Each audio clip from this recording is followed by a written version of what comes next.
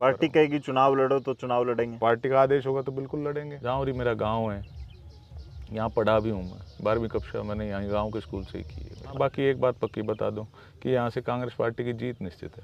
संजीत खैलिया की टक्कर किरण चौधरी से होती है, आमने सामने चुनाव में खड़े होते हैं, जी, क्या लगता है? लोगों को पता है कि वो आघात चौधरी बंसीलाल जी की आत्मा पे हुआ है, तो लोग नहीं जाएंगे उनके साथ। लोगों को अब लगता है कि मौका मिल गया, किरण चौधरी गई और आप लोग एंट्री ले जाओ। खट्टर साहब ने भी अपने बयान में बताया कि भी इनकी आत्मा बीजेपी में थी, शरीर कांग्रेस में था। नमस्कार, मैं हूं आपका दोस्त विनोद शर्मा। फिलहाल मैं तोसाम में आया हूं और तोसाम में भी एक बैकग्राउंड आपको ऐसा दिख रहा होगा, क्योंकि तोसाम में आते हैं तो आपको यहाँ की पहाड़ियाँ, यहाँ की वो वादियाँ जो हैं वो अलग अलग दिखती हैं और भाव विभोर करने वाली होती हैं। आपका मन यहाँ पे आके बड़ा खुश हो जाता है। उन्हीं पहाड़ियों में आज एक इंटरव्यू कर रहा हूँ और मुझे पता लगा कि यहाँ का एक बेटा आज लोगों के लिए नेता बनने के लिए निकला है। हालांकि वो खुद को कार्यकर्ता ही कहते हैं। डोर टू डोर से लेकर कांग्रेस के प्रचार के लिए वो घर घर कांग्रेस के जो एजेंडा है उसको ले जा रहे हैं और आने वाले वक्त में दीपेंद्र हुड्डा की हरियाणा मांगे हिसाब जो यात्रा है उसके लिए भी लोगों को जागरूक कर रहे हैं। और जो यहाँ पर एंट्री होनी है यानी कि इस यात्रा की, उसके लिए लोगों से अपील कर रहे हैं ज़्यादा से ज़्यादा जुड़ने की। संजीत खैलिया मेरे साथ तस्वीरों में आपको दिख रहे हैं। संजीत जी, बहुत बहुत स्वागत है आपका। धन्यवाद। और डबल थैंक कहूँगा आपको जी कि आप एक तो इंटरव्यू कर ही रहे हैं हमारे साथ, एक बैकग्राउंड इतना प्यारा दे दिया आपने। ये तो हमारे गांव की धरती है और हमें तो वैसे ही इससे इतना प्यार है। हमारे गांव का खेत है और हमारे गांव की पीछे जो आप बैकड्रॉप में पहाड़ी देख रहे हैं, ये भी हमारे गांव के ही रकबे में पड़ती है। अच्छा, एक आईएएस का बेटा होना और एक यूँ मानते हैं कि बड़े नेताओं के बाद एडमिनिस्ट्रेशन जो होता है उनका ठीक ठाक बोलबाला होता है, एक अलग लेवल होता है। आम आदमी को यूँ लगता है अरे यार डीसी है, डीसी का बेटा और कमिश्नर का बेटा होना। और उसको आज भी खेतों से प्यार में देख रहा था, यहाँ खेतों में आप घूम रहे थे, आपने मुझे यहीं पे बुला लिया। ये तो मेरा लालन पालन इसी तरह से हुआ है। मेरे पिताजी का भी जो जीवन उनका रहा वो ज़मीन से जुड़े हुए रहे और मेरा भी उन्होंने पालन पोषण ऐसा ही किया। और ये जो गांव की मिट्टी है इसमें बड़ा मज़ा है, इसमें इसकी जो खुशबू है वो बहुत पसंद है। अच्छा जी, तो क्या कहेंगे, चुनाव का दौर चल रहा है, चुनाव का वक्त, और इस बयार में यहाँ तो जो खुशबू आ रही है, ये हवा आ रही है ना, ये अलग है। लेकिन पॉलिटिक्स की जो हवा है वो बड़ी अलग है, उसमें गर्मजोशी और बड़ा गर्मी रहती है। जी, उसमें कूद पड़े हैं आप, डोर टू जी, डोर कांग्रेस को ले जा रहे हैं, लोगों के बीच में अपील कर रहे हैं हरियाणा मांगे हिसाब यात्रा के लिए, और घर घर कांग्रेस ले जाने की कोशिश कर रहे हैं। जी। कितना सफल हो पा रहे हैं और ये क्यों आपने कवायद शुरू की? देखिए, ये तो पार्टी का निर्देश था। ये तो लोकसभा चुनाव के दौरान भी था और विधानसभा का अब आना है चुनाव जो, उसके लिए भी निर्देश है। हरियाणा मांगे हिसाब और हरियाणा कांग्रेस के संकल्प, दोनों ही जो प्रोग्राम है वो हम लोगों के बीच में लेके जा रहे हैं। दोनों अभियान को लोगों को जागरूक कर रहे हैं, लोगों को जोड़ रहे हैं और लोगों का रुझान बहुत बढ़िया आ रहा है हमारी पार्टी के लिए भी।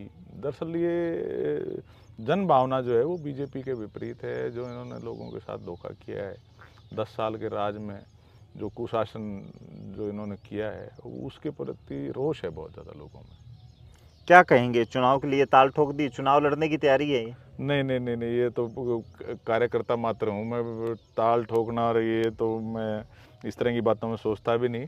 और पार्टी जो जिम्मेवारी कार्यकर्ता के तौर पे देगी, क्योंकि एक कार्यकर्ता ही चुनाव भी लड़ता है, कार्यकर्ता ही पोस्टर भी लगाता है, तो मैं तो भैया जो पार्टी जिम्मेवारी देगी, चाहे वो पोस्टर लगाने का काम हो, चाहे वो घर घर जाने का काम हो, लोगों को निमंत्रण देना है, यात्रा के लिए देना है, किसी भी तरह का जो कार्य पार्टी जिम्मे लगाएगी, मैं उस हर बात को कर रहा हूँ और आगे भी करने के लिए तत्पर पार्टी हूँ। कहेगी चुनाव लड़ो तो चुनाव लड़ेंगे। पार्टी का आदेश होगा तो बिल्कुल लड़ेंगे।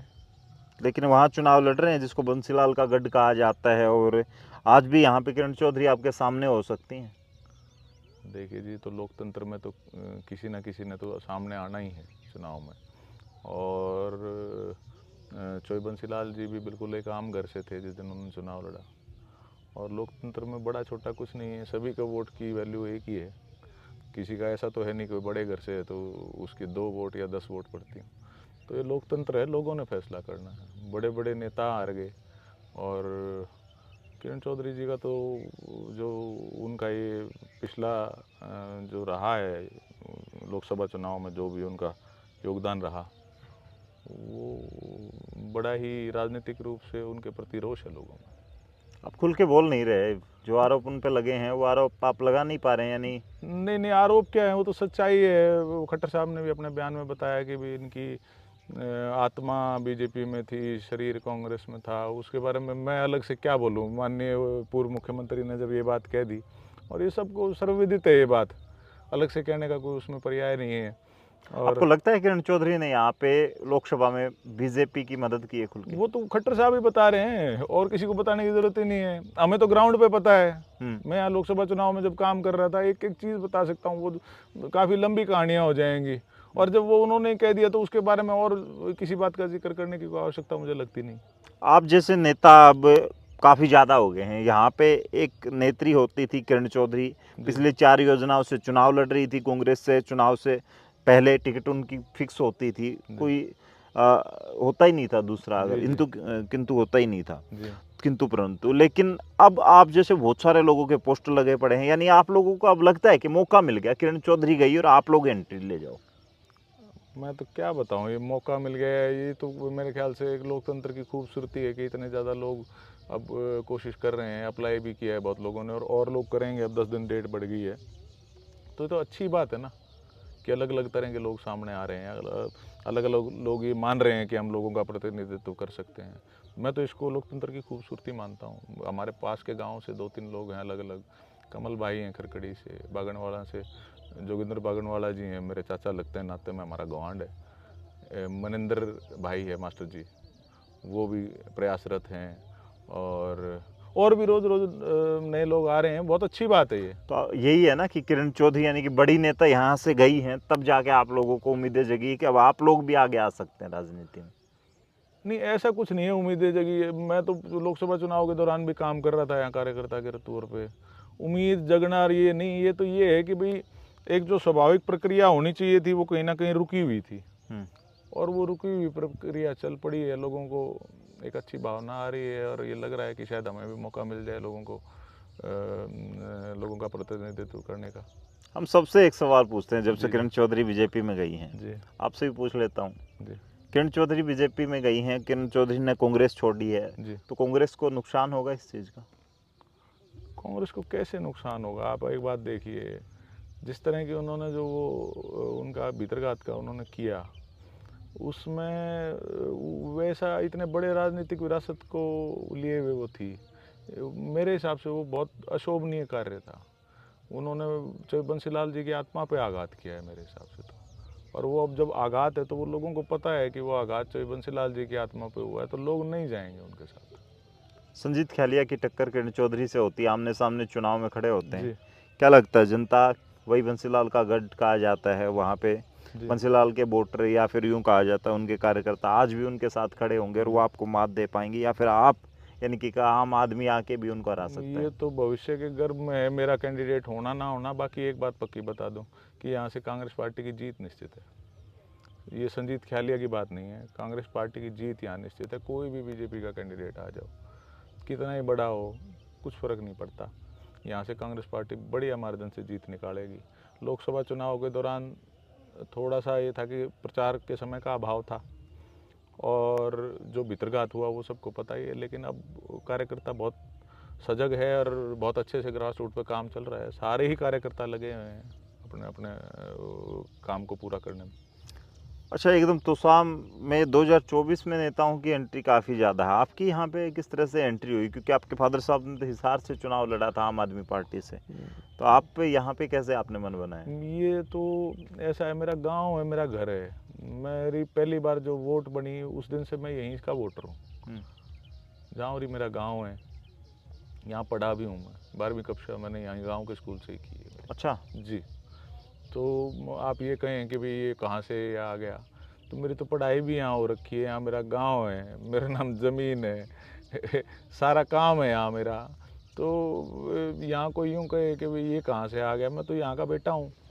और यहाँ हमारे यहाँ पहाड़ पे बाबा मुंगीपा का मंदिर है, उनका भक्त हूँ मैं। अच्छा। बिल्कुल पूरी मानता उनकी करता हूँ। और हमारे यहाँ के तो इष्ट देवता हैं बाबा मुंगीपा। ये तो शाम का तो ये मानते हैं कि भी जैसे चैखाना के पहाड़ हैं, वो ये माना जाता है कि बाबा मुंगीपा का ही आशीर्वाद है जो भी काम वहाँ चल रहा है। तो आने वाले वक्त में एक सर्वे चल रही है पार्टी की, कहा जी, जा जी। रहा है कांग्रेस सर्वे के बेस पे अब की बार नॉमिनेशन भी जैसे जी, नामांकन लिया जी, है जी। टिकटार्थियों से, उसके बाद सर्वे चल रही है कि कौन मजबूत होगा। सर्वे के बेस पे अगर टिकट मिली जी। तो संजीत ख्यालिया कहाँ खड़े पाते हैं अपने आप को, और सर्वे के बेस पे ही जो टिकटार्थी आया उसको टिकट मिली और चुनाव लड़ा, जी। तो यहाँ से कितनी जीत सुनिश्चित लगती? बहुत बड़े मार्जिन से जीत होगी। लोगों में बहुत ज़्यादा रोष है बीजेपी के प्रति, किरण चौधरी जी के प्रति भी है। जो उनका रोल रहा है इसमें लोकसभा चुनाव में, उससे बहुत निराशा है। इतनी बड़ी राजनीतिक विरासत को आघात पहुंचाया उन्होंने।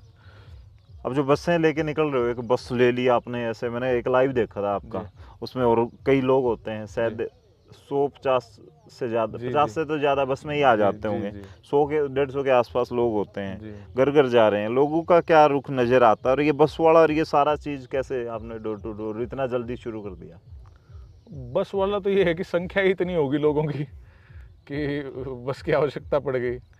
और डोर टू डोर का काम है, गांव का एरिया बड़ा होता है, मार्केट्स का एरिया बड़ा होता है, तो उसमें संख्या बड़ी चाहिए लोगों की, जो अलग अलग जगह पे जो सामग्री है, जो पैम्पलेट हैं जो हमने तैयार करवाए हुए हैं, वो अलग अलग जगह हमने बांटने हैं। तो सारी टीम्स अलग अलग गलियों में फैल जाती हैं और लोग उस तरह से जुड़ रहे हैं पार्टी के साथ। आप यही तो मैं आपको बात कह रहा हूँ कि लोग जुड़ रहे हैं।